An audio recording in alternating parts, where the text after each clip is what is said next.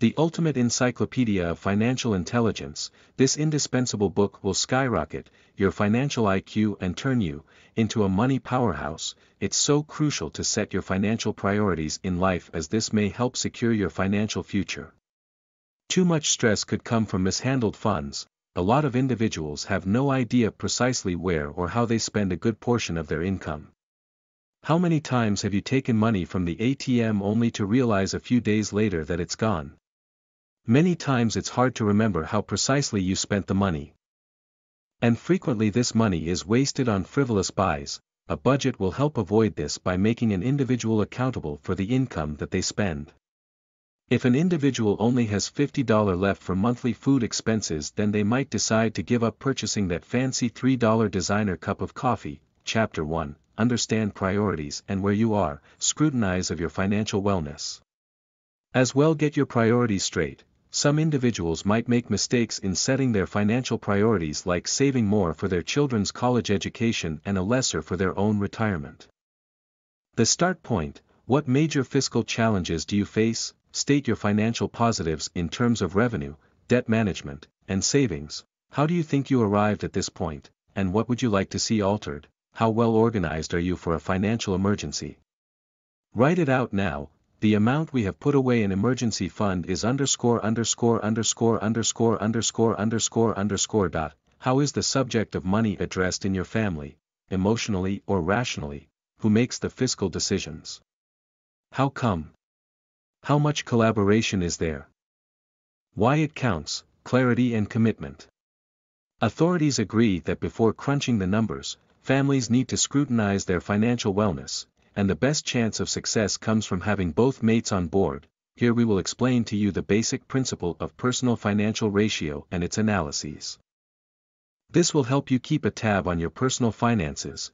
Now, what are personal finance ratios, you'd ask? As the name hints, these ratios deal with your personal riches, assets, or cash in hand.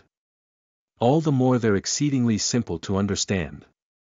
Just plain discipline of sustaining a budget and statement of assets, what you earn or have, and liabilities, what you spend or what you owe to other people, will help you check your financial wellness.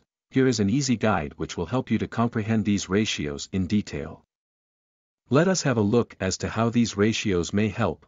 Basic solvency ratio: this ratio signals your power to meet monthly expenses in case of any emergency or calamity. It's calculated by dividing the near-term cash you have with your monthly expenses.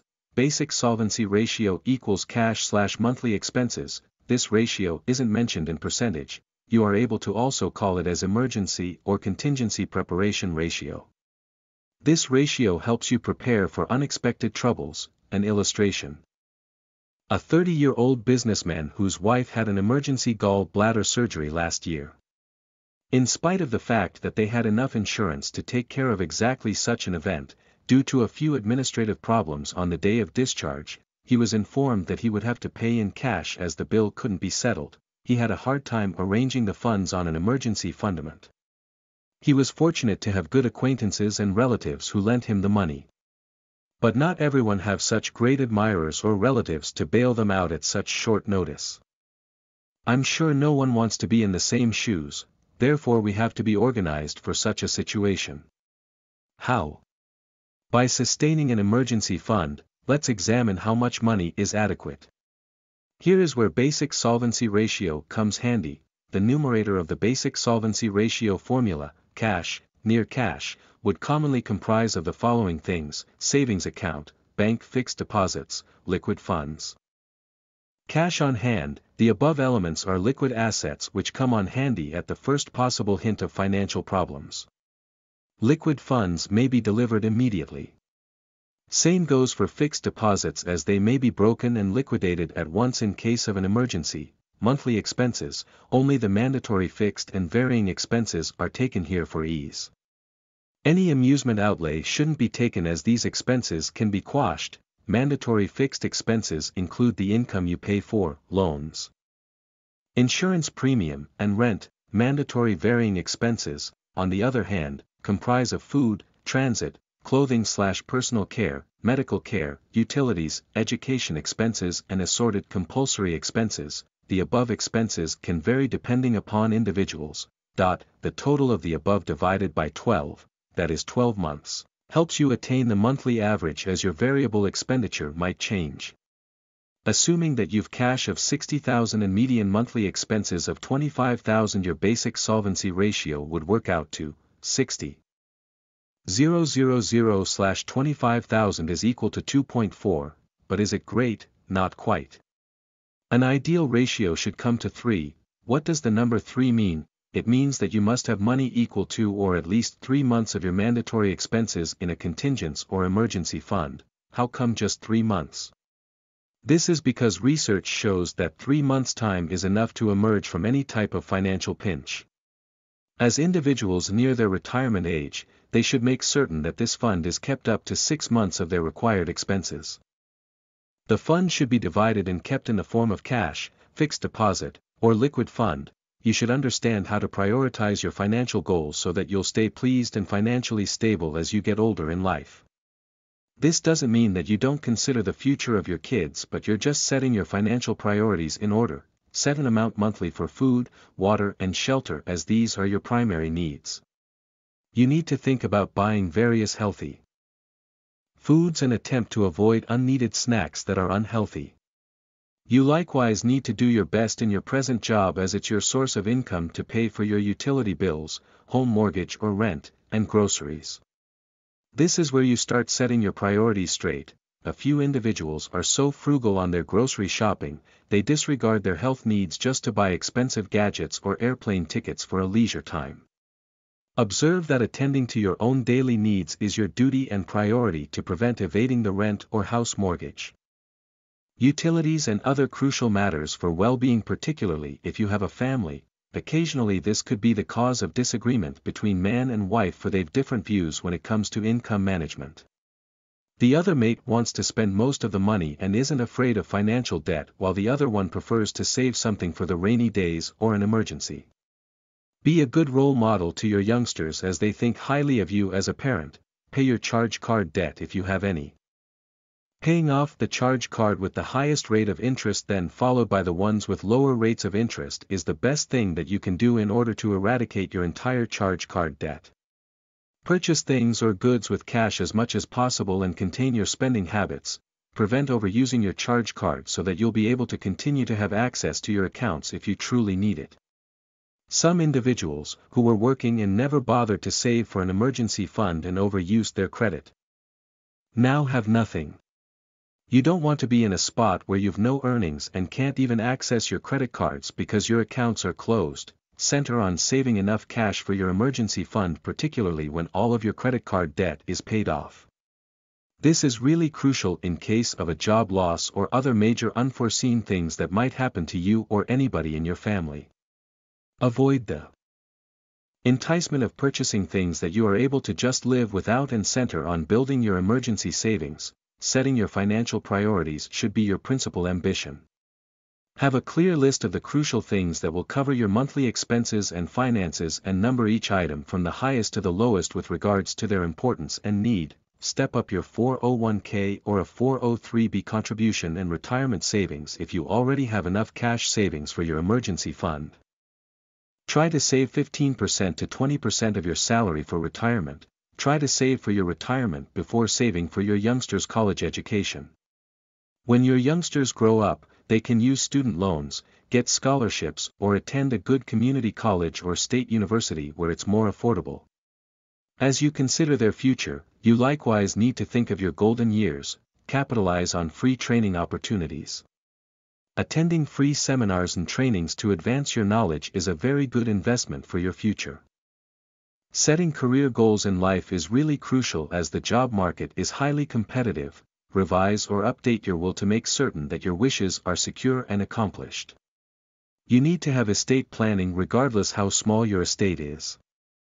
Some individuals will just assume that their assets and possessions will automatically pass to their family, but without a legal will, the state might step in and allocate your property or estate. Evaluate your insurance coverage. Check whether your car and homeowner policies are updated and their deductibles are fair. You might seek life insurance, particularly if you're the head of the family working full-time. You may likewise think about buying long-term care insurance, to aid you in paying for nursing care or assisted living when you get old. Chapter 2, Keep Track and Set Limits. Perhaps you thought you knew how much you spent on mega lattes, till you saw the numbers in front of you. For most individuals there is $65 to $85 a month in savings or more than $750 a year. Leave out Starbucks and eating out every day. Take a look at non-monthly bills, like car insurance, vehicle registration. Decide between needs and wants. Important info: in today's domain there are very few individuals who take the time to produce a personal budget. Some individuals don't see the value in doing so, others merely have no desire to confine their spending habits. With this in mind, it should surprise no one that the number of personal bankruptcies has achieved an all-time high. Individuals have achieved a point in our society where they purchase on impulse with no thoughts to the outcomes. In order to reverse this trend, individuals need to become more responsible with their forms of spending. Among the best tools to help a person achieve this conduct is the personal budget. A personal budget is a financial plan which sets bounds on the sum of money that will be spent on each category of expenses in a given month. A beneficial budget will take into consideration such elements as the amount of income being obtained, owed debt to be retired, retirement savings, and an emergency fund. A benefit of a budget depicts an accurate idea of how much a person can actually afford to pay for assorted consumer items. Whether it's a home, a car, or a new TV set, an individual will be able to ascertain whether or not a particular purchase will fit within their monetary constraints. This acts as a precaution against getting in over your head financially. It's crucial to realize that merely creating a budget isn't enough. This in and of itself will do an individual absolutely no good if he doesn't discipline himself to stick to it. Occasionally this will very hard, especially if an individual has founded the habit of freely spending without an afterthought. However, the long-run advantages of financial freedom, debt-free living, and a comfortable retirement far outbalance any potential difficulty. List as many of these bills as you are able to identify over a 12-month period. Now, employ the 1/12 rule, where you put aside funds for these expenses monthly, so as to limit their impact when payments come due. Next, center on where you are able to spend less money without depriving yourself. What uneconomical or indulgent practices can you cut down on? Cab rides when you are able to walk, expensive lunches. Do you shop for items you don't require? Are you paying too much for services like car insurance, cable or cell phone service? Do you have unused memberships, e.g. gym, that you're still paying for, and may sell? It's easy to distinguish between the two if you go by a textbook definition. But actually, the distinction is hard and has been getting narrower over the past few years. Nowadays, a car has become an emotional need in spite of the existence of an efficient public transport system. The need for an auto has transformed from a status symbol to a luxury to a basic essential now. The same system of logic applies to food. From home food to a fast food joint, nowadays buyers expect a fine dining experience and not just good food.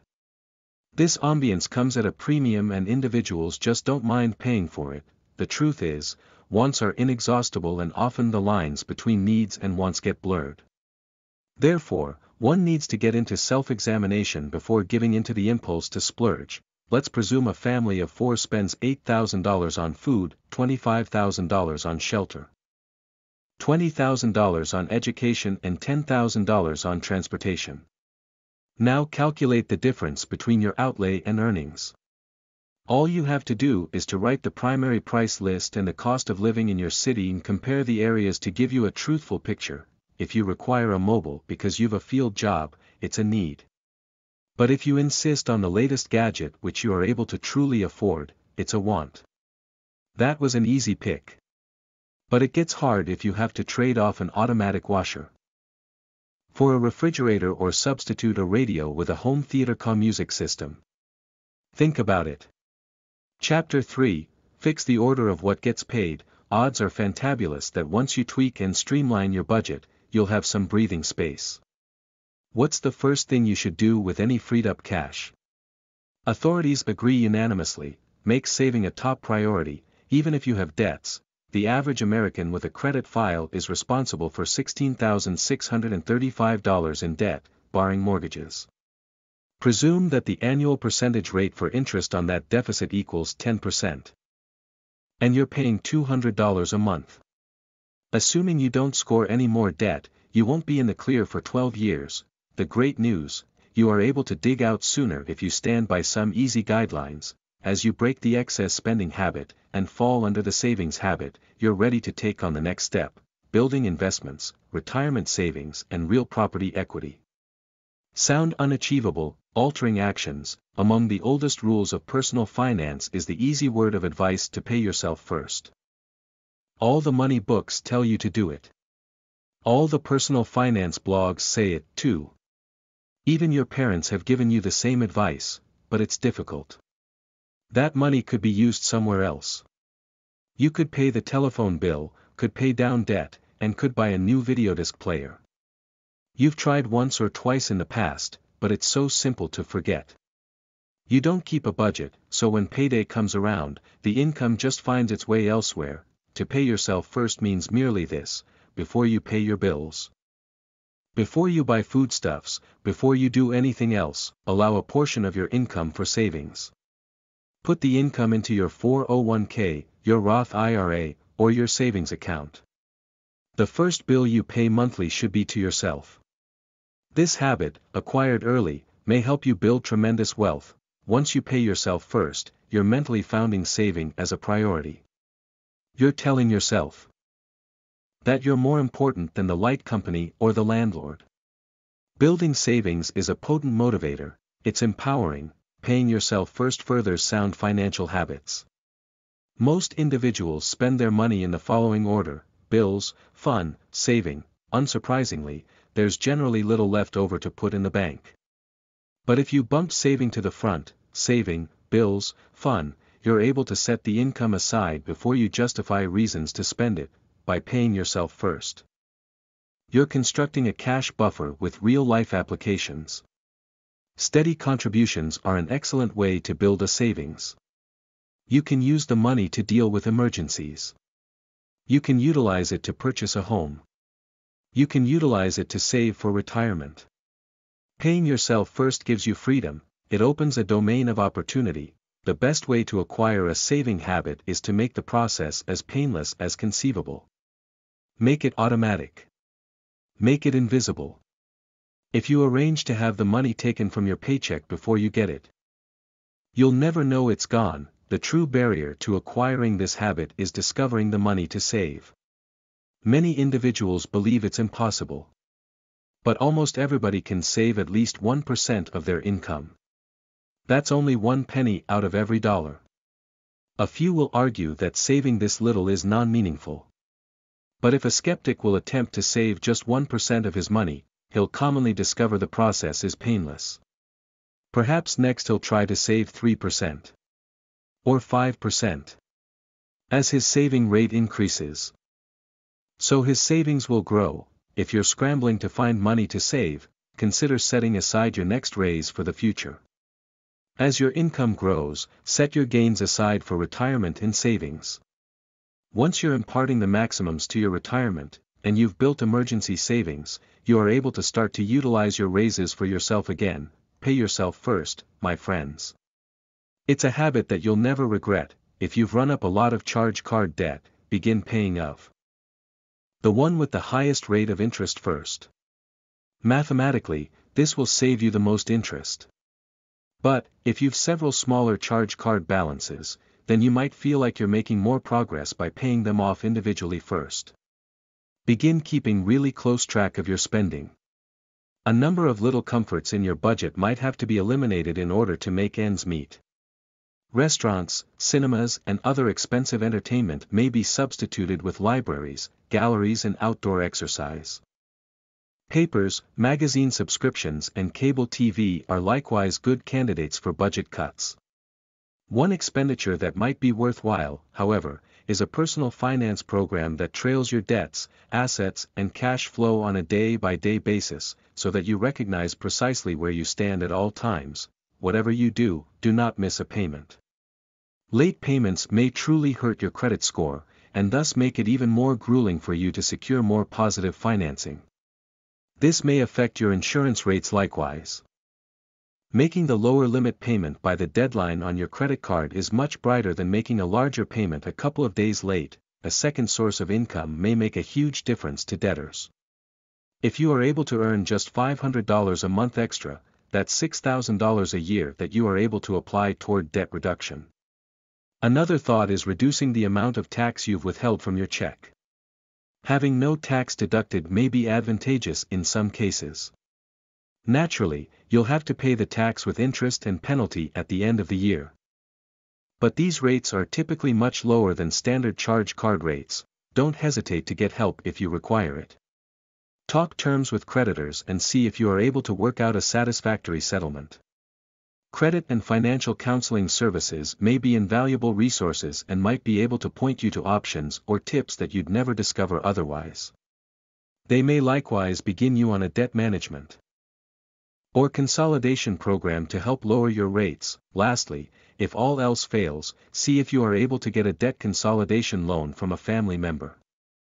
You are able to offer to pay them a rate that's much lower than your charge card interest, but much higher than what they'd get in a checking or savings account. Some investment steps to think about: meet with a financial consultant or certified financial planner to view this all-important part of your budgeting, acquire a solid plan and stick with it. All too frequently we become complacent when the market is doing well and cowardly when the market isn't doing so well. What sets the successful individuals apart is containing those emotions. How come it matters? Development, personally as well as financially. You've got to go from a spendthrift to budgeter, a budgeter to a saver, and a saver to an investor. Ascertain what items or issues you're saving for. These may be retirement, a new house, your youngster's education, or anything else you choose. Ascertain when you want to retire, buy a house or send your youngsters to college. To help you decide what percentage return you need to earn on your initial investment, determine how much money to invest. Invest what you are able to comfortably afford now, keeping in mind that you are able to change that amount later. Ascertain how much risk you're willing to take. Many investments bring forth high returns and are riskier than others. When you decide the amount you're willing to invest, the returns you want to accomplish, when you need the money and how much risk you're willing to bear, assemble your investment portfolio. An investment counselor or stockbroker is a great source of advice. Tell these advisors your objectives and ask them to propose how to allocate your income. Reassess your portfolio at least yearly. Study each investment. Chapter 4, Ways to Save Money. There are lots of ways to save at home. On a day when fun is required, but funds have been wiped out, you need to enjoy your life. Believe it or not, the finest things in life are free. The things here will show you how to have fun free of charge, no matter where you are. Some tips: save income on electrical energy. Put in a new type of fluorescent bulbs in lights you leave on for long periods. They provide 4 times as much light and last 10 times longer than incandescent bulbs. Likely savings: $10 to $50 per year. Lower the temperature on your water heater to between 110 and 120 degrees. It's not essential to have it any hotter and wastes energy. Likely savings: $20 to $40 per year. Discover if your utility company offers free energy audits, where they audit your home for energy effectiveness and advocate inexpensive ways to cut energy costs, like insulating the water heater, weather stripping, and so forth. Just insulating your water heater may save you $25 a year. Likely savings: $50 per year. Set thermostats no greater than 68 degrees in winter and no lower than 78 degrees in summertime. Turn your heat down even more at night or when you're not home, unless you've a heat pump, which operates more efficiently at one uniform setting. Each extra degree in wintertime may increase heating costs by 3%. In summertime, each degree may raise cooling costs by 6%. Likely savings: $325 to $500 per year. Cut down on the use of your dryer. Not only is it a huge energy drain, it may also suck heated air out of your home very quickly in wintertime. Hang clothes on a clothes rack to dry out and use the dryer for towels and other heavy items. Likely savings: $25 to $50 per year. utilize your microwave rather than your oven if possible and save up to 50% in energy costs for cooking. Likely savings, $50 per year, save income on water, always do full loads of wash. A typical full load utilizes about 21 gallons of water. A little load uses 14 gallons. Several small loads utilize substantially more water than 1 or 2 big loads. Over the course of a year, this adds up. Likely savings, $25 to $125 per year, run your dishwasher. Only when you've a full load. Let the dishes air dry rather than utilizing the heat cycle. An average dishwasher costs $60 to $100 annually to run. Likely savings, $35 to $55 per year, mend running toilets or leaking faucets quickly. An endlessly running toilet may utilize more than 8,000 gallons of water a year. Likely savings, $25 to $125 per year, put in flow-restricting shower heads. A family of May 4th save 8,000 to 12,000 gallons of water a year. You not only save on the cost of the water, but likewise the cost of heating it. Likely savings, $100 to $300 per year, add fabric softener to your laundry at the suitable point in the cycle rather than adding it at the end and running a different rinse cycle, which may use up to 10 extra gallons of water. Figure out how much time it takes your washing machine to reach the rinse cycle, and set a timer so you are able to add softener at the right time. Likely savings, $25 to $100 per year, utilize warm or cold water for washing apparel, and always rinse in cold water. Likely savings, $50 per year. Save money on other, use basic phone service. Extra services like call waiting and call forwarding may nearly double your costs for the phone. Likely savings, $168 per year. If you are able to live without cable, you are able to save between $300 and $600 annually. If you can't live without it, acquire basic service only. You are able to rent a lot of movies for the extra $150 to $600 annually you pay for movie channels like HBO, Showtime, etc. Likely savings, $144 to $700 per year, plant perennial flowers rather than annuals. You receive a one-time cost and enjoy the flowers for a long time, with little additional effort or income.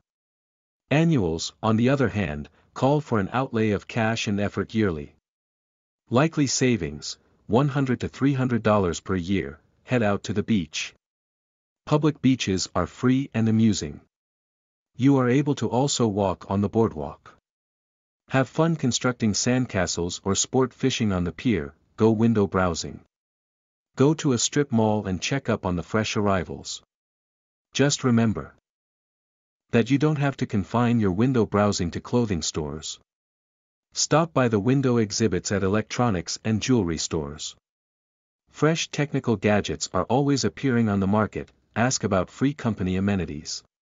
You might not know this, but a lot of times the company you work for has a list of places, i.e. museums and aquariums, that are free of charge if you give your work identification card at the admissions counter. View each season as a fresh way to have fun.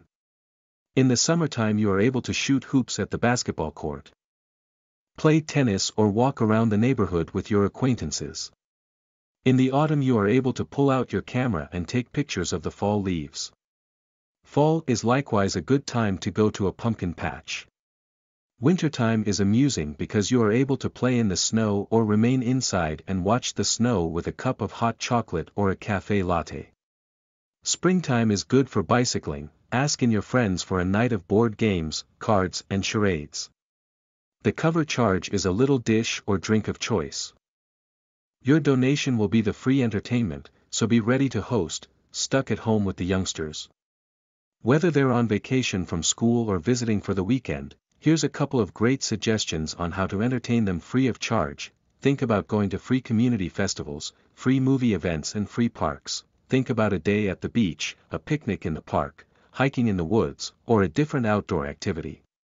Swimming, outdoor games and adventures are an affordable and effective way to spend the day with kids. Have a rainy day list of thoughts ready likewise. Visit your local library and rent some kid-friendly films and play movie theater, have the kids make up tickets, set up the front room like a movie theater and pop some popcorn.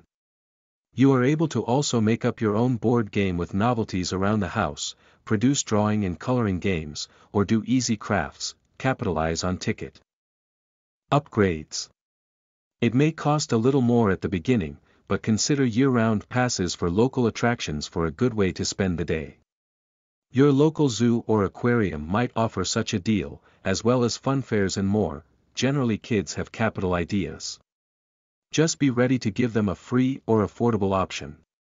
For instance, if they suggest going out for ice cream, think about buying ice cream and cones at the food market instead and heading to the park.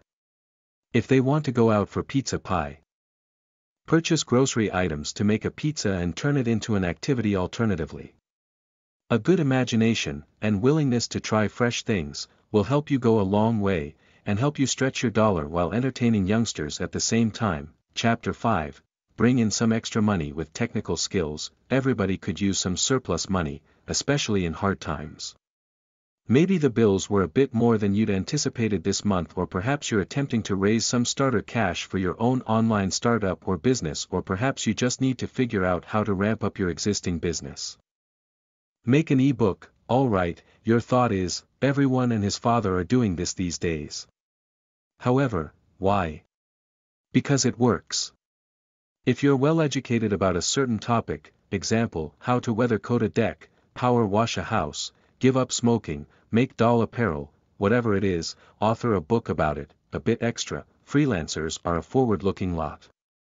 All the same, almost every day I get questions from those who find it difficult to make a sustainable living.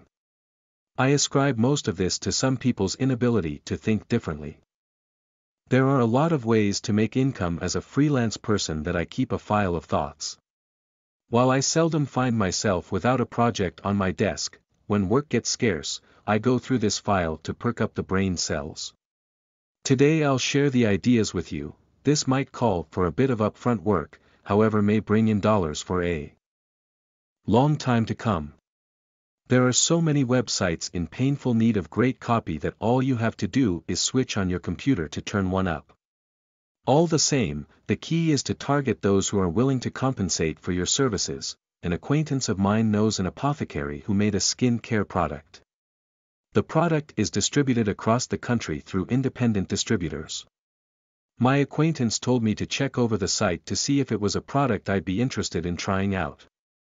When I got to the site, I instantly forgot about why I was supposed to be viewing the website. How come? The grammar, artwork and layout were atrocious, particularly the grammar. I rewrote the home page and sent it off to the webmaster with a courteous note stating that I'd be happy to remake the entire site for $X. Inside a few days we came to terms and I got the job. You are able to do this also. Professionals are a good target market for freelancers. Mortgage companies, insurance companies, lawn care suppliers, and so forth. Most have sites, and a lot of them are not very good. So, edit/rescript a page and send it to them with a proposition to do the whole website. Commonly, if they use you once, they'll continue to do so for years to come. Offer to add each week, each month, every quarter, and etc. Add articles to the site to step up traffic. A lot of small business owners are so busy that they don't think or understand how to do this type of marketing.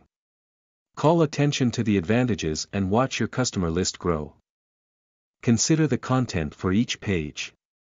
For instance, you are able to go into company history on the About Us page, but you can likewise mention that your company has X years of experience on the home page also. You are able to bullet your services on the home page and then go into detail about them on the services page. Jot down some points for the content of each page. Decide where you want particular tidbits to be highlighted so each page isn't repetitious. Add a little SEO. Do some research on the net to determine what keywords are red hot for the industry. If the company, for instance, makes kitchen cabinets, you might want to include terms like kitchen remodeling, kitchen cabinets, and kitchen cabinetry, to name some. It's likewise a good idea to provide a regional aspect for individuals seeking the business locally. For instance, Kitchen Cabinet Maker in AZ and Kitchen Cabinets AZ are good terms to work into the copy. Utilize an attention-grabbing headline for each page. Rather than cabinet makers, you may try something like distinctive cabinets for custom kitchens.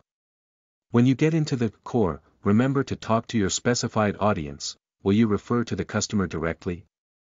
No one truly cares about the content unless it offers them something. Rather than bragging about why the company is the best, or presenting a history of kitchen cabinets, it's beneficial to keep in mind that you need to explain the advantages of what the company has to offer. What can Joe Blow get out of the site, and why should he pick this company to build his cabinets? I always end each page with an easy call to action. For instance, are you ready to discover how you are able to have the kitchen of your dreams? Contact us at phone or email us at email. You get the idea. The goal is to drive the reader to take action. Authoring ebooks is simple. It may be done in as little as 24 hours, and you can offer it for sale on a website like ClickBank or Commission Junction. Think though, most individuals look to the net for info. And how to info is among the most popular forms, so squeeze your brain for what you like to do, author an ebook about it and sell it through a major distributor like ClickBank. One book likely won't make you rich, but it may bring in extra cash for a long time to come. The most beneficial part about this idea, once you make one ebook, you are able to make others and truly build your income to the point where you are able to quit your awful day job. Think about your target audience, your book's advantages to them, its core, and center like a laser on that. It might seem to you that just everybody will want to read your book, but that idea may make your book too generalized. Remember, if you center your efforts on a particular topic instead of generalizing, you'll appeal powerfully to a certain audience and reap more possible sales. It's rather like centering on a puddle rather than an ocean. Get to understand your target readers. What troubles might your book resolve for them? Where is your book purchasing audience? Try to author a title that includes your audience in it. If not there, then maybe in the subtitle. You have to be author and promoter, so write and make your sales info about your book as you author your book. Collect data about yourself for your author blurb, whatever qualifies you to author the book, maybe other publishing credits, any experience that's a plus.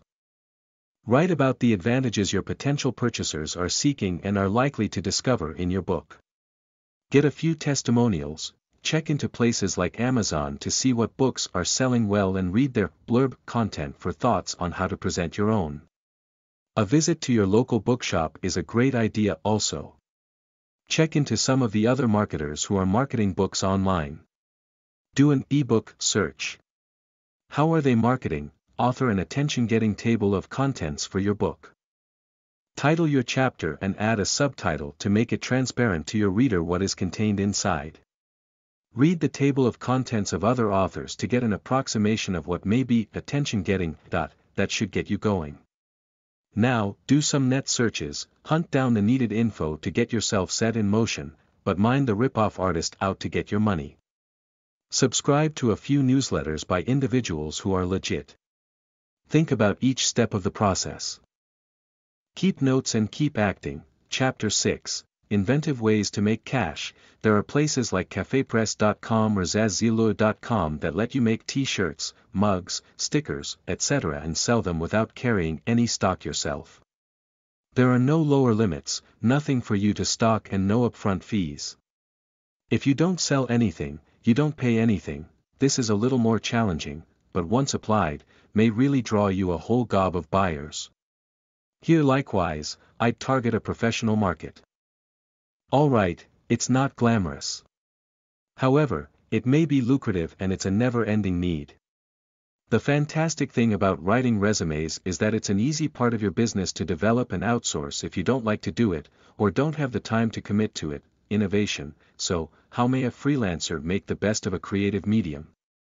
Rather simply, if you're mighty with the pen, then dollars may follow. Make cool slogans and humorous sayings and put them on t-shirts, stickers, mugs, and so forth. You may be the creator of the next big fad tea. Think of the motto, SHT happens. I think this was made popular in the Flower Child 70s. Can you even start to guess how many bumper stickers and t-shirts were sold with this? So, squeeze your brain and produce some fantastic pop culture. T-shirts come in an assortment of styles and colors. Are you targeting a female audience? You may consider one of the many T-shirts made for women: the baby doll, tank, spaghetti straps, and so forth. Consider the color of the shirt. While colors are attention-getting, they may also clash or overwhelm one another. Make certain the colors you choose for the T-shirt itself, any printed message, and the colors in any graphic will work together to produce your canvas.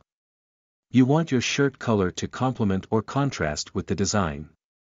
Remember that pinkish letters might not show up well on a pinkish shirt if the two pinks are too alike. Have something to state to the world. An effective message states it in a memorable way. Think about slogans that have survived the ages, easy word combinations that most everybody has heard. As the T-shirt designer, it's your job to produce new slogans, adages, or attention-getting phrases. Short is commonly better as it's more easily remembered. But, even a longer message may be memorable if it flows and has rhythm or rhyme. Try out different fonts. When picking out a font, remember that legibility counts. But so does visual aspect. Pick a font that adds a layer of depth to your message.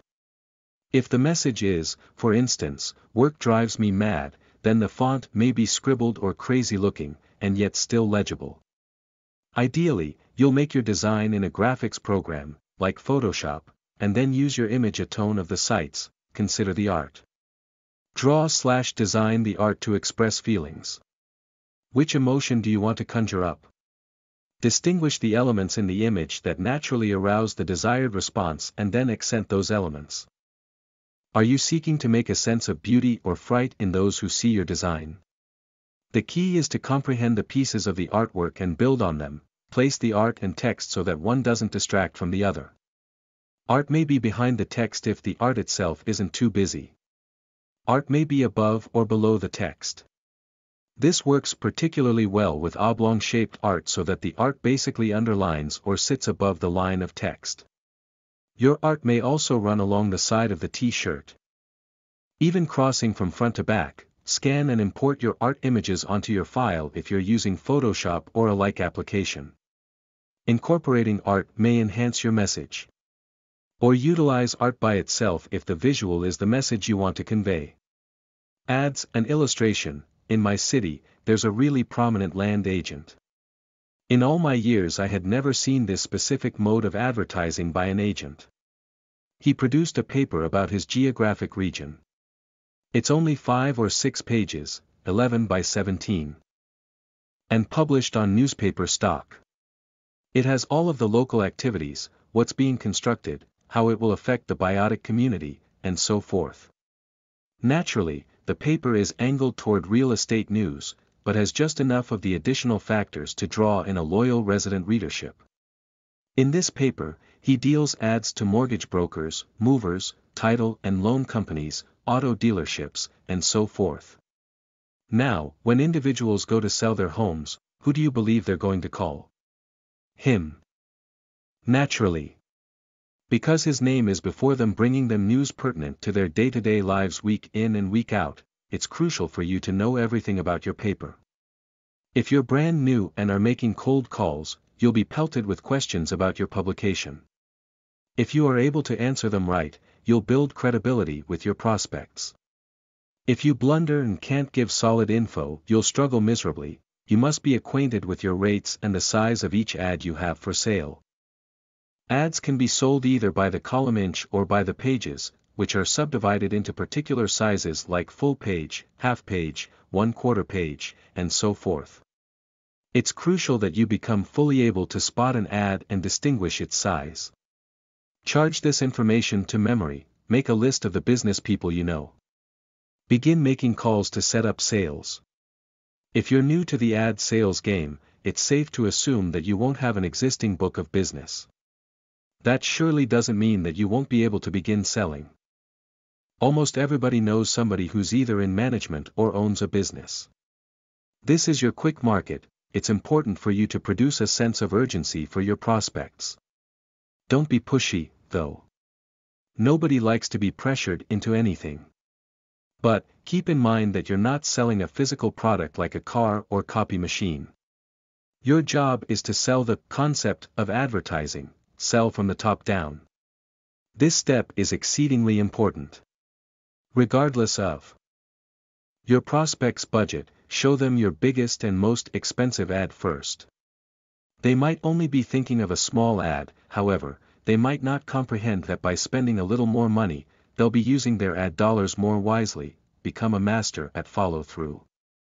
You'll find, after your first couple of months, that the bulk of your sales will happen as a result of follow-up. Even seasoned pros don't make sales during first attempts. You should do a follow-up no later than 3 to 5 days after your first contact. After 8 or 10 unsuccessful tries to close a prospect, move on to another buyer. Your time is too valuable to waste on those who are not ready to purchase. Resumes, at an ultra-low price of $50, I've been cited rates of $250 just for a resume. Doing only a couple a day may add up to a very nice full-time income. Upselling a package, example, cover letter and reference sheet, was commonly super easy, and customers were so thankful that this feeling alone was enough to make it worthwhile. The hardest thing about writing a resume is knowing what to accent. You must attract the attention of HR managers, who receive hundreds of resumes daily even when they haven't advertised any positions. Write a cover letter. This isn't a synopsis of your resume. Merely introduce yourself and state why you're the best candidate for the job, know what type of job is being applied for and what the qualifications are for employment. Pick a design for the resume. You are able to search for samples that are particular to the job being applied for. Although it's more crucial to have an outline that best suits the job and fill in the blanks with the personal information. The outline may include objective, work experience, qualifications and references. Put in the resume the objective, fitting the job description. This may determine whether the person gets the 10 to 30 second review and if the reviewer will send your resume to the next round. Utilize bullet points to convey info and strive to be clear and concise when writing the rest of the resume. Analyze the job qualifications and spotlight any skills that meet those requirements. It's also best to utilize action words like prepared, directed, managed, developed, supervised, implemented, coordinated and awarded. If there is a lack of experience, center on how education has prepared the person for the position for which they are applying. Include symbols like %, dollar, and hashtag. These symbols will save space, letting you include more information on the resume. A symbol like a $sign may also draw the HR manager's attention to a significant financial accomplishment. For instance, directed and closed first year with $2 million in revenue should be altered to directed and closed first year with $2 million in revenue. Spotlight strong points by putting the most relevant points first where they may be viewed quickly. Remain positive and prevent negatives like reasons for leaving an employer and history gaps in employment. These may be discussed in person if necessary. Help students, endearing, broke, despairing educates. A lot of them don't have the time or, quite honestly, the skill level, to edit their own work. And, they'll gladly pay somebody to do it. This is among the easiest markets to target as all you have to do is get hold of the Student Affairs Office and ask to post a notice on the student message board. Or, you may take out an ad in the college newspaper. As well, flyers posted around the campus works well. Commonly, if a student utilizes you once, they will always return if they're satisfied with your services. The finest part about this group? They have loud mouths and they utilize them to tell other pupils about your services. Students likewise need resumes, bibliographies and graduate school essays. There are a plethora of services you are able to provide them successfully. I can tell you from personal experience that they are a good paying lot and are exceedingly nice to work with because they're commonly desperate and are just happy to find somebody who may work within their deadlines. think, I required this yesterday. I don't suggest outright writing papers for pupils. I think it is immoral. However, proofing, editing, suggestive revisions, these are all services that I have supplied quite successfully in the past. Chapter 7, Charge Cards and Borrowing. One of the biggest challenges for people to overcome when they first determine to start building wealth and putting income away for their future is a hulking mountain of charge card debt developed over several years. The debt has to be first, as well. A lot of financial planners will tell you to use a HELOC, or home equity line of credit, to pay down high-interest charge card debt. Don't do it. See the debt. Do you prefer to know the fastest way that somebody still isn't ready to accept responsibility for their own financial life and take charge over their charge card debt? It's that they still blame other people, the economy, the economic system, form of government, their boss, or anybody or anything other than themselves. The only justifiable and logical excuse is those unfortunate persons who find themselves in the middle of a horrifying health scare and rack up monumental debts to make it. Unless that's you, there is something you need to find out. Cut it out. You're not a foul person. You are not a stupid individual. You just made a few dopey choices. It had nothing to do with your revenue. It had nothing to do with your loved ones. Every time you used your charge card, you made a conscious decision to borrow what you did not have. The very beginning month the statement showed up and you could not pay off the total balance in full, you had surpassed your resources. That's the minute you got in trouble. This subject matter should not be discouraging. Rather, it should empower you. If you got yourself into immense charge card debt, then you have the might to get yourself out of it. It's that easy. The moment you are able to look into the mirror and state, "It's my fault," and sincerely own the situation, you are able to start to turn it around just like 1 million of individuals before you have done. Take back your power. Discover a symbol of what you feel on the inside or the self-confidence that you want to show to other people on the outside. Having a symbol of what you're thinking or striving for is key to gain assurance. To get to the finish line or get any goal, you need to know where you're going. Your symbol may be anything from a color that makes you feel mighty or an event in your life that really made you feel powerful. Make a treaty with yourself to always put yourself first. The fight to gain self-assurance is often derailed because individuals tend to put the needs of others before their own. You need to put yourself first in your life if you really want to gain any ground in your life. Place your best foot forward day after day if you want to know the true secret of how to gain authority. It's a shown fact that individuals who put out what they believe to be their best outfits and do their hair and makeup in a way like they were going out on a special night on the town, feel more potent in themselves. Bet you didn't know that the easy task of putting on a shirt that you save for special occasions on a regular day will help you to gain assurance more than any self-help guru could ever. Take back your self-power and take responsibility. Several individuals that I know are in significant charge card debt and sometimes ask my thoughts on how to get out of the state of affairs. While I'm happy to spend time assisting them, it almost always turns out to be a senseless exercise, as in 90% of the cases, the individual isn't truly serious about getting out of charge card debt. Sure, they're miserable about the payments, and the thing they wish for more than anything else is that their charge card statements showed a $0 balance. Wishing for something and doing something to proactively have it are two totally different matters. Someone I know, I'll call Tom, makes approximately $85,000 annually and has $20,000 in charge card debt. This debt is sweeping over like the plague, and he spends at any rate a couple of hours daily nervous over the $500 plus per month in interest payments it takes just to sustain his current balance. Yet, at any rate once a month, he discovers $100 to go on a weekend trip. When I ask him about it, he states that there are particular things that he won't abandon regardless how bad the debt is.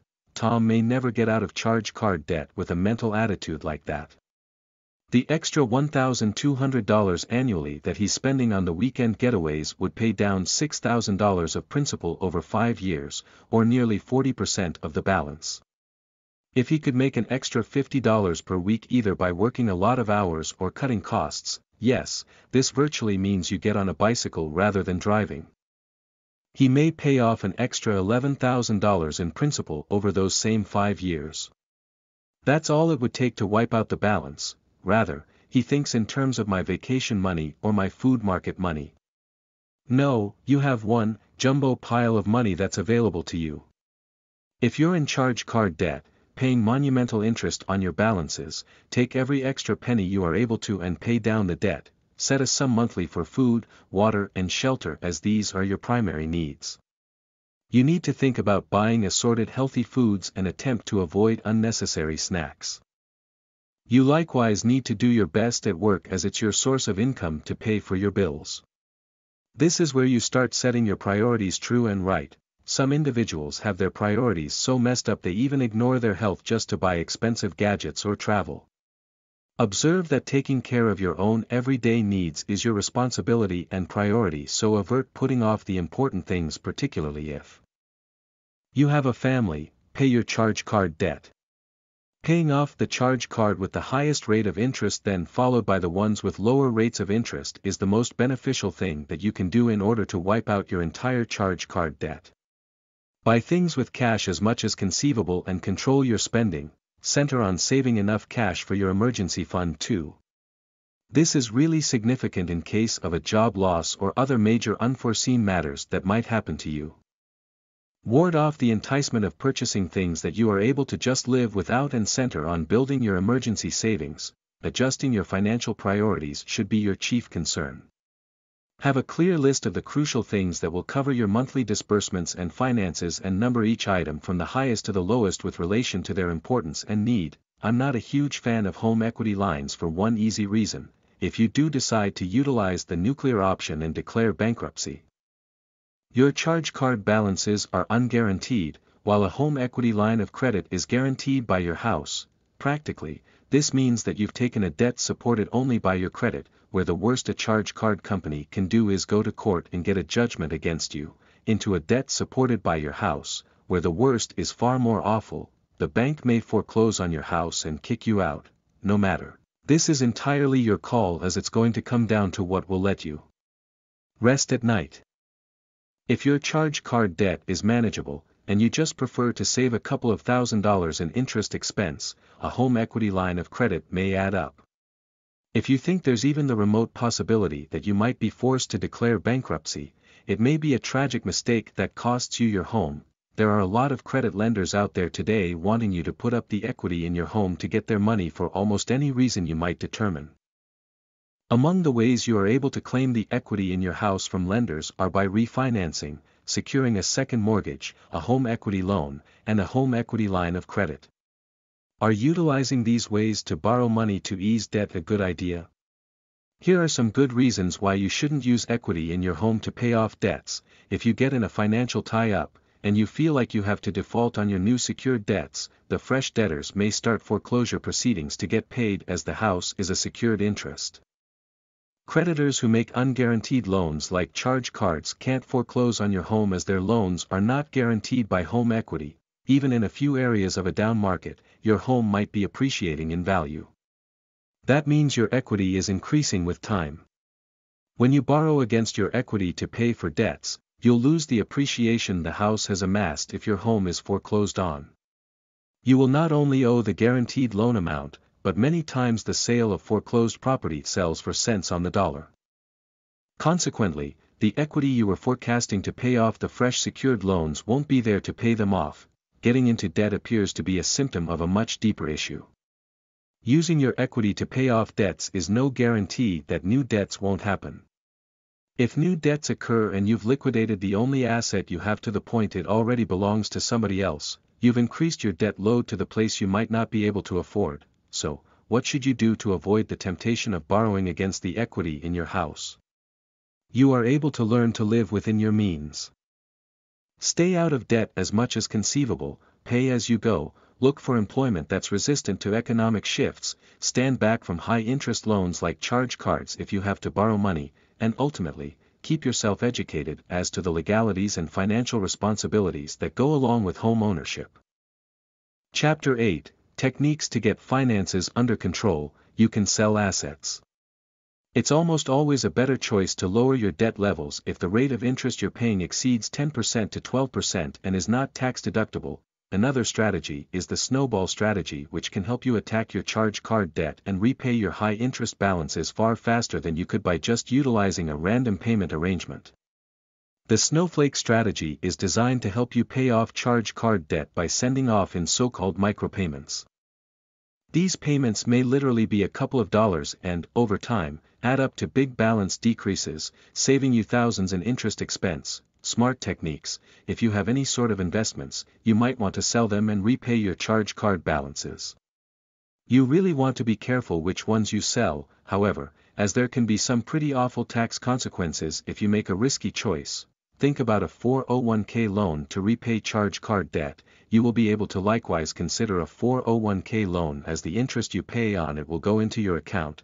You are effectively paying interest to yourself. The bottom line is that you are able to avoid the income taxes and 10% early withdrawal penalization that are piled on top as long as you repay the loan inside the time frame allowed for by the Internal Revenue Service. In most cases, you would not want to merely sell 401k assets, cash out, and pay down your charge card debt. You are able to withdraw Roth individual retirement account contributions. Internal Revenue Service rules allow you to withdraw Roth individual retirement account contributions you've made into your account, but not the gain brought in on the money. In other words, if you've deposited $20,000 into a Roth individual retirement account over the past 10 years and have made $10,000 in earnings, you are able to withdraw equal to $20,000 with no adverse tax penalties or consequences. Naturally, you lose decades of developing your money outside of the reach of Uncle Sam, but that's far better than drowning in elevated interest charge card debt. Brokerage firm and additional investment accounts. Investments you hold in regular brokerage firm accounts such as stocks and bonds will be subject to steady capital gains tax, but the emotional release that will come as you observe a big chunk of your charge card debt fall off should be far more pain-free than the cut taken by the Internal Revenue Service. The goal of taking charge of your financial life is to step up your cash flow every month. The more excess hard cash you have, the more you have to cut debts or spend on bettering your lifestyle. Each debt has a lower limit monthly payment. By paying off the bottom balance charge card account first, you bump off an entire fixed payment, immediately making your existing money reach further. You then take the income you were paying on the lowest charge card debt balance and send it in to the following most modest.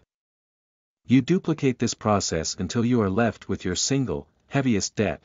This practice is called snowballing in the financial planning industry, as the sum of money you send into each payment bit by bit snowballs as each debt is cut back till you are sending in big amounts of cash to approach your biggest and last debt. Somebody who had a $10,000 balance on a Bank of America charge card, a $3,000 department store charge card, and a $1,000 gas station charge card would send in all their additional money to the $1,000 filling station card. Once this debt was bumped off, they would take all of the income that had been going to it and blast the $3,000 department store card. This cycle duplicates till all of the debts are repaid. It truly is an effective way to cut down and pay off charge card debt, and it's easy to comprehend. Charge cards, we love them and we hate them, don't we? Charge cards may make your life easier, or truly complicate it. You can find out how to make the best utilization of your charge cards and how to avoid charge card traps. You just discovered about the snowball strategy for reducing your charge card debt, so now it's time to talk about the so-called snowflake strategy. The premise is easy: every time you get more than a couple of dollars in your hand, send it in to your charge card company to reduce your owed balance. To make it clear-cut, we're virtually talking about $7.15 payments, or $14.50 payments, or $3.20 payments. If you just park it in the bank, you're going to spend it. That's human nature. If all you are able to get hold of an extra $2.74 per day, that's $1,000 each year taken off your charge card debt balances. Individuals often ignore the power of little amounts. As with everything in life, there's a compounding effect that goes to work. It's the same principle behind the Indian story of the ant that was able to move a total mountain, one grain of sand and bit of dirt at a time. Your little efforts might not look like they're even denting your charge card debt, In the total, over several years, the results will be nothing short of outstanding. It's the nature of the universe, multiple payments can more closely align payroll checks and payments. Do you get paid every week? Make a small payment weekly rather than one big one every month. You'll even out your monthly cash flow, pay down charge card debt more quickly, in the same way a bi-weekly mortgage works. With bi-weekly mortgages, homeowners pay 1/2 their monthly mortgage amount, but they pay it every 2 weeks. With 52 weeks in a year, that means 26 half payments or 13 monthly payments rather than 12. On a mortgage, bi-weekly payments may shave about 7 years off a 30-year mortgage. The same precept would work if you divided your monthly payment in 2 and then paid that amount every 2 weeks, capitalize on windfalls. Once you get in the habit of paying multiple times, charge card payments will come to mind if any. Windfalls come to your wallet, build up good payment habits and step up satisfaction. Seeing your balance fall day by day keeps you centered on the task of climbing out of debt and builds a sense of achievement. Chapter 9, Additional Ways to Get Out of Debt. One strategy for reducing charge card debt suggested by financial planners is to freeze your cards in blocks of ice, helping you avoid the enticement of inessential purchases. Find a way to bring in some extra money, in the domain of personal finance. The big red button, the atomic option, is taking bankruptcy. Dig out. A long time ago, a financial planner told customers to freeze their charge cards in blocks of ice. When they were enticed to spend, they would be forced to dissolve the ice, giving them time to take a second thought about an impulse purchase. An even more beneficial answer is to cut up your cards totally so that you cannot charge anything else to them. What good does it do to stop up holes in your boat and you are perpetually drilling fresh ones in the side? Some people may be thinking, but I cannot pay my bills without a charge card. That means that I do not get to eat. This might sound cruel, but I have news for you, you are not paying your bills really. The charge card is simply allowing you to put off the crack of doom and helping to guarantee that when it does come, it will be much worse than you ever thought. If you are correct, you will almost sure as shooting qualify for free food assistance in your state. If you do not, move to a state where you do. I'm being serious. In a few states, you are able to get up to $300 or $400 per month in tax-exempt food money on a debit card. If you do not qualify, then you have a spending issue and you are still making justifications. Go back to Chapter 1. If you still state you cannot make do, you really are full of it. Once again, my apologies, but it's straight up. When I was in my younger years, I moved to another state so I could pay $180 for my half of the monthly rent for an apartment I split with my best friend. At the time, I was bringing in a 6-figure investment portfolio income and nearly no debt.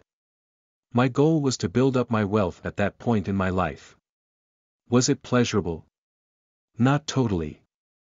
However, I wanted something very few individuals accomplish: complete and total financial independence. I had a family member who slept on an air mattress for a year and a half so that he could save more than $40,000 by the time he left the Marine Corps at 25 years old. If I can do it, and he can do it, then there is utterly no reason you should not be able to do it. Get determined and reach for what you want and keep the credit cards out of reach. I knew someone else who decided she would like to get herself out of debt. She decided that inside 1 year, she was going to have paid back totally everything in her life, down to the spick-and-span new car she had bought recently. She went and got a job as a bartender on top of her day job, pitting away every cent after taxes and utilizing it to pay down the outstanding balances on her accounts. She temporarily put all investing on hold, including retirement shares, to accomplish the goal she had determined she would accomplish. What she has accomplished in short order has been absolutely astonishing. With 6 months to go, it appears that she is going to easily get to her goal. By bringing in more money into the equation, she was able to blend cost savings from her regular job. She as well did away with her cellular phone, cable, and a lot of other unneeded items, to have double the effect. Once this self-imposed financial diet is all over, her monthly revenue will go up by as much as several $1,000s without a single supplementary hour of work. In effect, she gave herself a pay raise. In spite of raising her youngsters and working 2 jobs, she likewise recently enrolled in college to go back and acquire her degree. The point of this story is a mighty one. There is absolutely nothing you cannot achieve if you center yourself and are willing to take on the sacrifice necessary to accomplish it. In her case, that's going to mean a year of around-the-clock work to give herself a fresh balance sheet and more beneficial job opportunities. A long time from now, I am willing to bet that she will look back and recognize that this 12-month period was what allowed her to go after her bigger goals and dreams, which include establishing her very own business. As the old saying goes, till the pain of staying the same surpasses the pain of change, you're unlikely to move.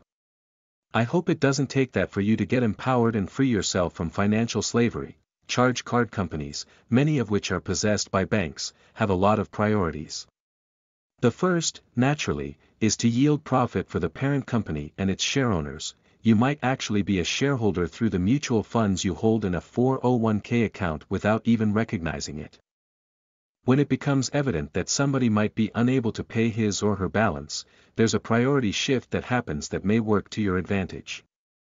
The bank or charge card company becomes concerned with one matter and one matter only: getting as much of the balance back from you as conceivable and closing or restricting your account. How come? This lets them avoid charging off the amount on their earnings report, which would cause their stock to fall, management to get lower bonuses, and maybe even dividend payments to stockholders to be reduced. If you declare bankruptcy, it's possible that the entire credit balance will be annihilated because charge card debt is called unsecured in most all cases. That means that it isn't backed up by any specific collateral, just your promise to repay. This would be the worst-case scenario for the charge card company, if you've missed a lot of payments already and your credit score has been hit. All it takes is a series of calls to the company explaining that you are earnestly considering bankruptcy but you want to avoid that. You would like to make good on as much debt as you are able to, but, frankly, you don't know if it's conceivable. Then, offer to pay off 25% of your charge card debt balance over the next few months in exchange for the company freezing interest costs and closing the account. You might have to spend several hours, or even days, on the phone working your way up the system. The point is, you need to drive home one concept: you're on the brink of declaring bankruptcy but you prefer to avoid it at all costs. Tell them you're taking a loan from your in-laws, or cashing in your 401k, or whatever other tale you need to think up to get them to believe that you're coming up with everything you potentially can, and this is the best they can hope for, as the alternative is likely nothing following a discharge of the debt in bankruptcy court. If you are able to convince them of that, you've a very good chance at reaching a charge card debt settlement agreement. There are hardy costs to a charge card debt settlement agreement, and it comes in the form of exceedingly bad marks on your credit score. If you're already missing payments, however, this is unlikely to do any extra damage in a practical sense, as you aren't going to find individuals that are willing to loan you money with past due accounts, at least not at a fair interest rate. Anyhow, the bottom line is that a charge card debt settlement agreement may be an effective way for you to avoid bankruptcy court, the charge card company to regain some of their money, and both parties to start rebuilding the damage done to their balance sheet and earnings report from the fiasco. Likely, the biggest thing stopping you from considering it, if you're truly desperate to get in control of your finances, is pride. It's not worth it. Suck it up, take the temporary pain, and start getting your fiscal life back on track. There's a large minority of Americans that lives free from charge card debt. There's no reason you can't be among them, as a last resort. There is bankruptcy. In a lot of cases, it is possible to totally blot out charge card debt with a bankruptcy filing, or at the very least have a court-ordered restructuring of debt that gives you breathing space to repay your balances and get your life back in order. The opportunity price of such a move is that your credit will be totally destroyed for up to 10 years, with most of the legal injury taken away after 7 years. For a few, bankruptcy truly is the best and most efficient alternative for getting rid of charge card debt. It allows you to begin over, almost like hitting reset on a computer game. One of the drawbacks to think about is that the bankruptcy rules that were put in place by the charge card lobby during the Bush administration may force a lot of middle or working class workers to file Chapter 13, reorganization, where you pay off the debt from future net income, rather than Chapter 7, liquidation, where the debts are wiped out totally. United States Congress is currently working on laws to alter this, and there have been some changes already. Intelligent charge card companies understand this. That's why it is sometimes possible to get them to drastically lower your rate of interest merely by explaining to them that you would like to repay your debt, but unless the current terms are altered, you see no choice but to declare bankruptcy. You might have to stay on the telephone for 3 or 4 hours, and keep escalating from supervisor to supervisor. But at the close of the day, you have a really, very good chance of breaking down from 30% interest to 13% interest, if you are emotionally depleted, want to begin over, and are willing to go through the process of bankruptcy. Look for a highly regarded, specified bankruptcy attorney in your area. They are able to explain all the drawbacks, expenditures, advantages, and procedures to you. In a lot of cases, it's better to just begin over and start reconstructing your life. Chapter 10, Real Estate. Making money in real estate is forever a topic for those who would like to invest. This includes many of the different types of real estate investments. Land, apartment buildings, houses, commercial buildings are all part of a real estate investment. Real property, assignment of contract. Assignment of contract is more generally called wholesaling in realty circles. Consider how other huge companies wholesale products to bring in earnings. For example, Walmart wholesales products by buying them in big amounts. They're able to buy products well beneath current market value due to their over-the-top purchasing influence. Walmart then swings around and sells those products to their end purchaser at retail prices. Walmart is capable of generating a net profit by collecting on the difference between what the merchandise sells for and what they buy it for. There are actually only 3 chief steps in this procedure. 1. Talk terms for a discount on the product. 2. Sell that product for retail costs. 3. Accomplish this in an effective time frame to minimize stock. Wholesaling real property has a few laws of similarity and a few differences. In wholesaling real property, you're likewise negotiating a price reduction on the product, and you're also selling that product, the property, for retail costs. The chief deviations are that you're not carrying any stock and you're not negotiating your price reduction by buying big amounts. Equity. You might or might not already be acquainted with the term. Equity is the deviation in the value of a property less what is owing on the property. A seller owes $75,000 on a first mortgage and $25,000 on a second mortgage for a home that's appraised at about $130,000. How much equity is in the house? Equity equals value. Owing debts equals $130,000 to $75,000, $25,000 equals example $30,000 of equity in the house. How is equity amassed? For anybody who owns a house, they might commonly amass equity in any of the accompanying ways. 1. Down payment. 2. Paying down their mortgage over time. 3. Property value goes up. 4. Home betterments or repairs. Why does equity count? It's exceedingly uncommon for property to sell for significantly more than the market price. Real property has a largely standardized worth within its local market anyplace around the world. If the house next door to you sells for $100,000, it's exceedingly improbable for that house to sell for $200,000 without any alterations in the market or the property itself. There is a measure of originative ways to get paid big amounts of money in real property. All the same, they all center on this easy and most importantly fundamental precept. You negotiate for equity and then you sell your equity. Alternately, in some other originative investment strategies you negotiate a low monthly payment and then sell your monthly payment for market price. So what precisely is wholesaling real property?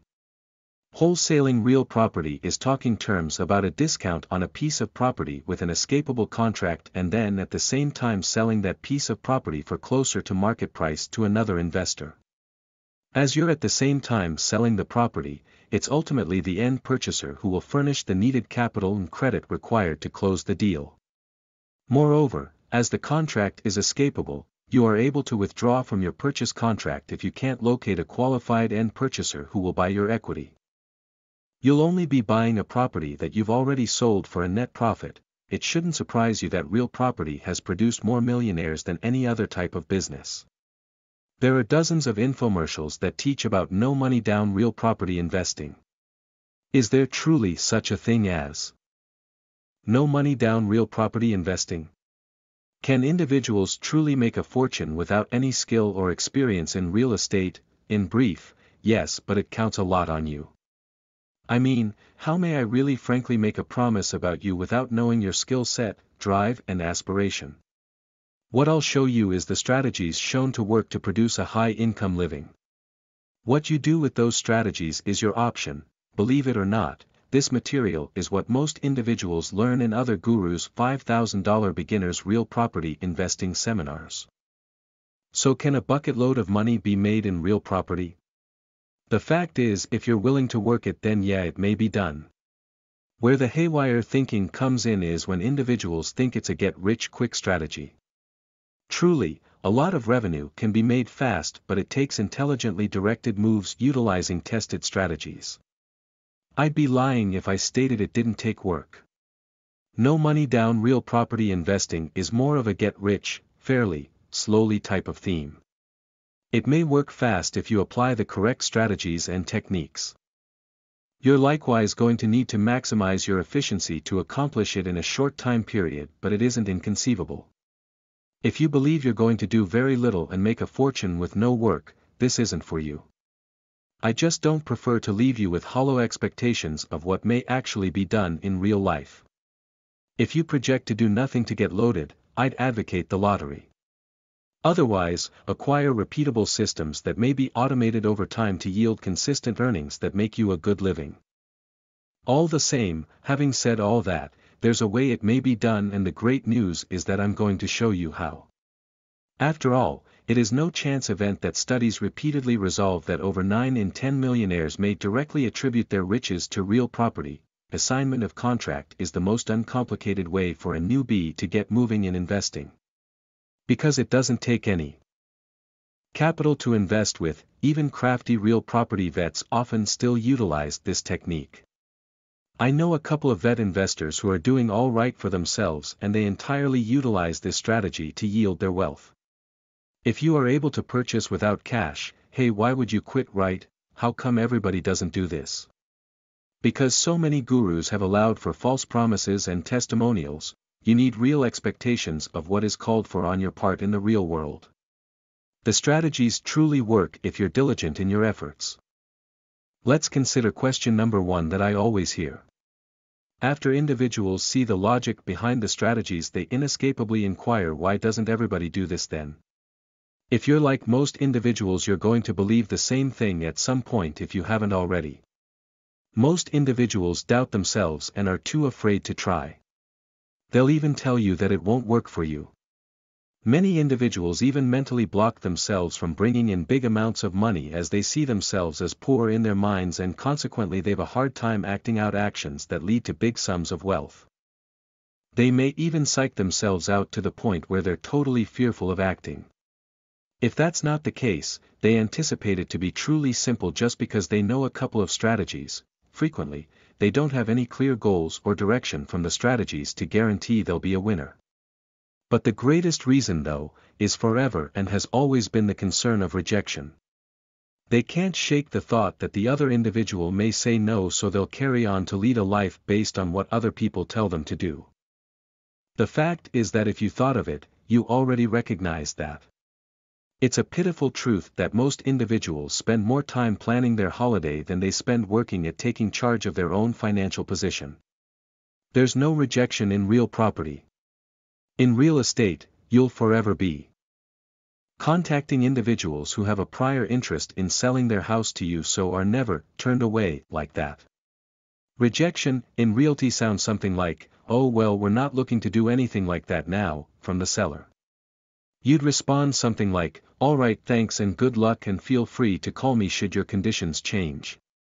Still though, know the fear of rejection will still command many individuals. This is among the most crucial life lessons I may give you.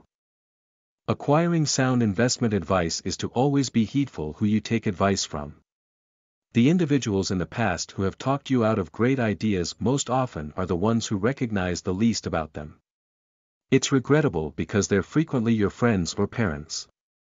They've great advice on many matters but not always on thoughts that pertain to yielding wealth. If you need investment advice, discover a good investor. Investment advice should only come from a successful investor. If a successful investor tells you not to do something, then you ought to listen. Otherwise, learn to tune out the batches who understand nothing about what you do. In brief, never take advice on something complicated from somebody who isn't knowledgeable in that arena. The simple nature of doing something different will make you not understood by most individuals, even several whom you deeply care about. As long as you're different, or at any rate doing something different, humans will have to ridicule you. It's easier for them to draw you down to being normal than accepting to themselves why they've never gone for what they truly desired, and more significantly, why they themselves have never done anything to be affluent. Don't fret though, if that's been your mindset to this point in your life. Remember that you're always free to change it and pick a fresh path. While you probably don't see how this all goes together just yet, in order to allot a contract, you'll require an investor already queued up. Stay with this and you'll discover how it all pieces together just fine. Bearing investors at your fingertips means some upfront work is called for. If you get the deal first then seek the investor later, risks are that it will be too late. Begin looking at once. Pick your own brain to discover what else you are able to come up with.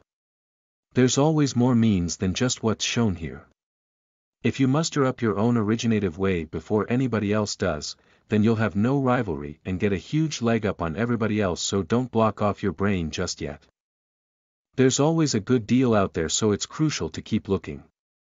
If less than 1% of properties will meet our standards, again the current economy will be much better for you. Be fixed to handle a lot of reversals. It's just part of the game. You'll be grateful it's this tough, or everybody would do it. If it were just that simple, you'd have too much rivalry to even get involved with it. Discovering a motivated seller is a lot like discovering a cash buyer. You do things to draw them with strong marketing precepts. You don't expend hours chasing your tail going after them. I'll say it again. These are only some of the ideas we use to discover sellers.